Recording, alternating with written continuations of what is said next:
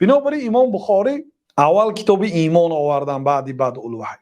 بعد از آن کتاب العلم گفتن، کتاب درباره علم. پیش از آن که طهارت و نماز و روزه و زکات و دیگر عبادت ها، طلاق و نکاح و خرید و فروش و دیگر امرهای ضروری را فهمانند، آداب و دیگر را کتاب العلم. کتاب درباره علم، یعنی علم چی مرتبه دارد، چی فضیلت دارد، تا اینکه در ذهن خواننده و مسلمان ها بزرگی علم را جای کنند، داند این علم چقدر مرتبه دارد.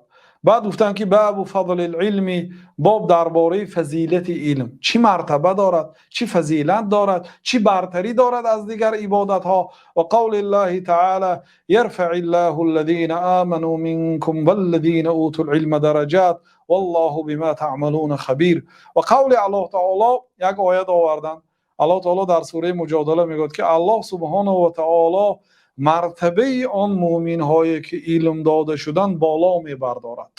یعنی هم مرتبه معنوی هم مرتبه حسی. مرتبه حسیش در جنت، مرتبه اهل علم از مرتبه مسلمانی عامی بلند است، و در دنیای مرتبه معنوی هست. یعنی معنواً آدم علمدار مرتبهش بلند است از آدمی که علم ندارد. یرفع الله الذین آمنوا منکم والذین اوتوا العلم درجات، آنهایی که علم داده شدن از مسلمان ها، الله تعالی درجه های آنها رو میبردارد و الله تعالی به هر کاری که میکنید خبیر است، با خبر است. و این چنین گفتن که و قوله عز وجل و قل رب زدنی علما، و این چنین قول الله تعالی که الله تعالی که بگو ای پیغمبر صلی الله علیه و سلم که رب زدنی علما، پروردگارا علمی مرا زیاده گردان. حافظ ابن حجر در شرح این در کتاب فتح الباری گفتند که و این آیت بسیار واضح الدلاله، بسیار دلالتش واضح به فضیلت علم میکند که الله تعالی به پیامبر صلی الله علیه و سلم زیاد شوی چیزی را در قرآن امر نکرد غیر علم.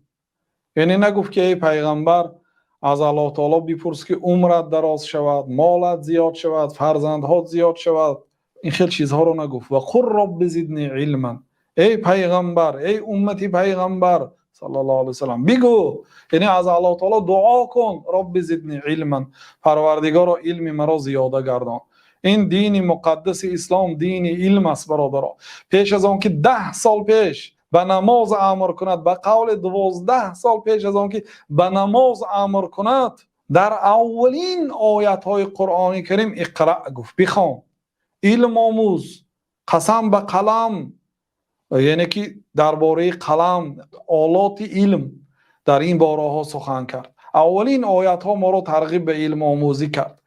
و این آیت که الله تعالی امر کرده است که ما دعا کنیم که الله علم ما را زیاده گرداند، این دلالت میکند به فضیلت علم. و در زیر این باب فضیلت العلم گفتن یگان حدیث نآوردن. بعضی علما میگن که امام بخاری اگر یگان حدیث طبق شرط بخاری نیابند، همین خیل باب میمونند، یگان آیت باشد میآورند، یگان سخن تابعین یا صحابه یا یگان حدیث به سند را میآورند و حدیث را با سند اگر یعنی که طبق شرطشان نباشد ذکر نمیکنند. گفتند خلاصه در زیر این باب یگان حدیث ذکر نکردند و کتاب علم را با این 2 آیت شروع کردند